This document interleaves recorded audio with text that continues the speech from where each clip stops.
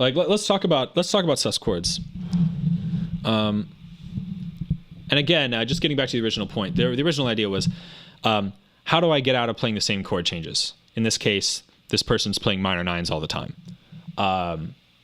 So let's play a chord change that has no minor nines in it. And while we're at it, let's learn some 7 sus4s and some major 9s. Why not? So I want to talk about 7 sus4s. I love 7 sus4s. They are such a great thing to know because they solve a couple of problems. The first problem that it solves is, for me, dominant chords are really, really important. Dominant chords are very, very useful. However, if you play a normal dominant chord, just 1, 3, 5, 7, there's certain styles of music that this is great for, and then there's other styles of music where it's not so great. And I feel like a lot of people who are in this chat right now are probably into a lot of the music that I'm into, beats and more electronic things and hip hop and shit like that. And sometimes this sound isn't what we're looking for. We want variety. We want something different. However, we still want the functional use that a dominant chord provides. And if we just wholesale decide never to play dominant chords ever again, well, damn, we're missing out on a lot of cool shit that we can do. So let's come up with a modification of that chord. Enter the sus chord. I love the sus chord. Check it out. So if we play a dominant chord and we play let's play the entire chord, 1 through 13. 1, 3, 5, 7, 9, 11, 13. All the notes in the scale. If you were to play a G dominant scale, it's these 7 notes. All the white notes, same notes as a C major scale. This is a G7, G dominant, G mixolydian, whatever you want to call it. And if we extend this all the way up to the 13, we got 1, 3, 5, 7, 9, 11, 13. Boom. Very nice. Now, there's a lot of ways to think about sus chords, but in my experience, there's a very simple way to think of it, which is just there's no 3. You take out the 3. If there is no 3, you have a sus chord, basically. Maybe not on all chords, but at least in the case of dominant 7s and major 7s. Sometimes people will say minor 7s are sus chords, and I kind of... Sure, that's fine. Okay, minor chords can be sus chords too. Fuck it. Okay. But for me personally, like, when I see a sus chord, if it says, like, I always think like dominant for some reason, but anyway, I'll get into that later. But G7 sus4, let's get back to that. So we omit the 3. And now we're left with this really great sound. And instead of this sound, this sounds like fucking mail time from Blue's Clues. Mail time, mail time, mail time, mail time, mail time. It's like every time I hear that, it just there's something that sounds very antiquated about it. It sounds southern, it sounds classical maybe. It might sound like a barbershop quartet's about to start singing at any moment. There's like certain, it's old-fashioned is the point I'm trying to make. It's not to say that I don't use it all the time, which I do.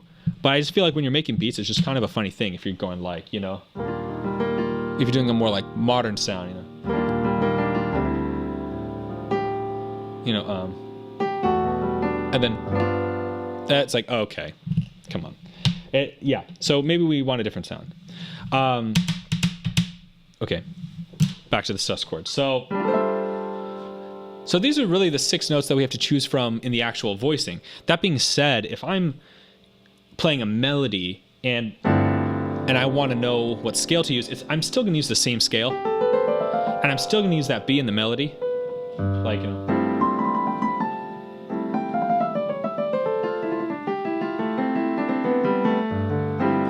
But although I am using the B melodically on top of that, the B is not a permanent fixture in the voicing of this chord, typically, right? That's not to say I couldn't use it, but it's just it changes the vibe. So that's the sus chord. Just really important to know the full context of it. So now how to voice this? Well, the rules of voicings for me usually start with this rule. And I know these are overgeneralizations. Everything I'm about to say is an overgeneralization, and all rules in music are meant to be broken. I want to remind you guys that part. But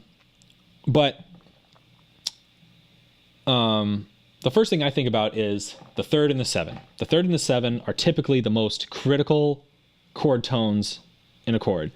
The reason why is the third tells you whether the chord is major or minor. That's the biggest harmonic distinction that we have. And then the 7 further describes that. If you got a major third, well, now the 7 is going to tell you whether the chord's dominant or a major 7. That's a pretty important distinction as well. So if you just have the root, third, and the 7, you have most of the information you need to actually proceed. And actually, a lot of the time, people ask me how I come up with voicings. Dude, I'll play 1, 3, 7, baby. Like, and if there's a bass part that's already there, and I'm adding piano on top of that, I don't even play the root. I just play 2 notes sometimes. For real. Okay. So I need 1, 3, and 7. Well, as I stated before, we don't have a 3 in a sus chord because it's omitted. And so for me, when you play a sus chord, especially when it's a sus 4, which is the name of the chord anyway, what that really means is we're playing a 4 instead of the 3. And so in a way, the 4 is the 3. I remember my teacher, Timur Handelman, had a great way of explaining this. He said the 4 is like a raised 3. I mean, that's what suspended means. When you have a sus chord, that means the sus is short for suspended, and the 4 is suspended over the 3. Because back in the classical days, this sound used to resolve like that, and then you'd have a sound like that. That's what sus chords used to be for. Now, of course, in 2021, we just play sus chords. We don't have to resolve them anywhere. That can be a whole song. One example I always mention is that Michael Jackson tune, "Don't Stop Till You Get Enough." I believe is it in D flat? Don't. Oh, is it in D? Yeah, it's in D. It's like a sus chord the whole time, and then it goes to regular major. But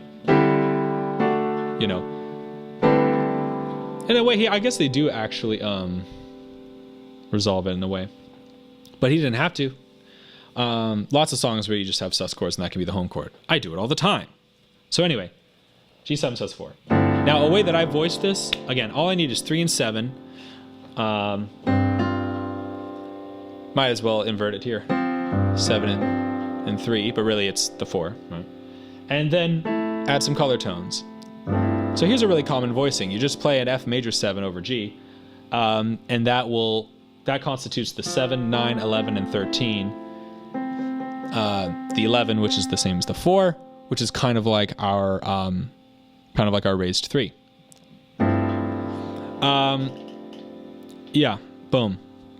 It's also just playing the 4 chord instead of the 5. The bass takes the 5, and you play the major 4. Yeah, that is one way to think of it. However, you also want to keep in mind, if you're only playing the 4 chord, then you're actually leaving out some things. There are other parts to this. You want to really make sure you know this. And that's why I always start with that first, because there still is other stuff in there other than the 4. There's, you could think of this as playing the 5 chord of itself as the minor 7, right? And there's still this note, and there's still this note. Now, granted, we don't play the B in the voicing, but when I'm improvising, I'm going to use it.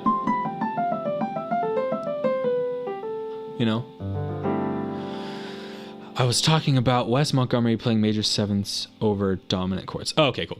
Word. Anyway, so now some cool chord changes. Now, whenever I play a dominant chord, and remember, a sus chord is a type of dominant chord. If I have a 7 sus 4, that is a type of dominant chord. It's still dominant. The scale is still Mixolydian. We're just omitting the 3 in the voicing temporarily and playing a 4 instead. So when I play dominant chords, first thing I think about is a 5-1. Oh, dude, guess what? More 5-1s. You thought we were done? Dude, it never ends. It never ends. There's so many ways you can play a 5-1. It's ridiculous. It's infinite. It's crazy. It goes on and on and on forever. It never ends. So back to where we were a week ago. More 5-1s. So let's play a 5-1 where instead of playing,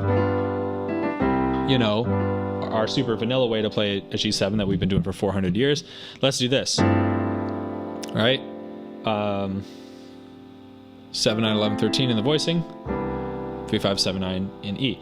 Now, what's really convenient is that if you know your diatonic chords in C, which I ask all of my students to do, how nice is it that the right hand is playing essentially the 4 chord in C to the 3 chord if you just look at the right hand isolated. In other words, all the voices just move down one note diatonically, which is just really great voice leading. And so you have 7, 9, 11, 13 in the first chord, 3, 5, 7, 9 in the second chord. And, you know, why not invert this? You know, we can play it here. The same 4 notes, but this time with F on top. You know, I can invert it again. 7, 9, 3, 5. Oh, not 7, 9, 3, 5. Sorry. That'd be 11, 13, 7, 9 to 7, 9, 3, 5. And then I can do it here as well. Sounds great. Now, there are more keys than C. What if we did this in E flat? So the 5 of E flat is B flat. Let's play that. That's B flat 13. Let's make it a sus chord. Take out the 3. Play a major 7 of a whole step down to give us 7, 9, 11, 13.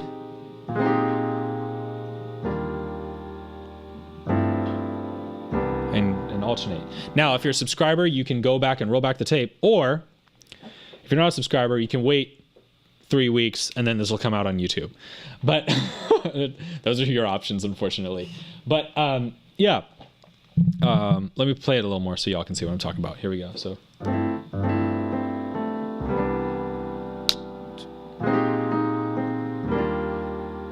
Sounds so pretty.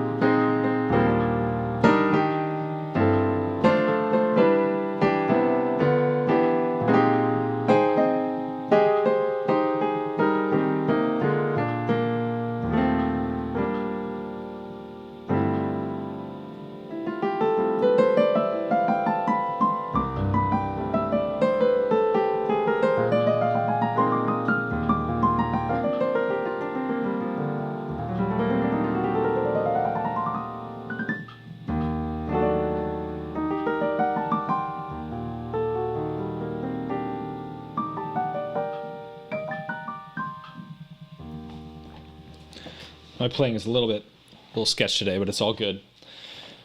There you go.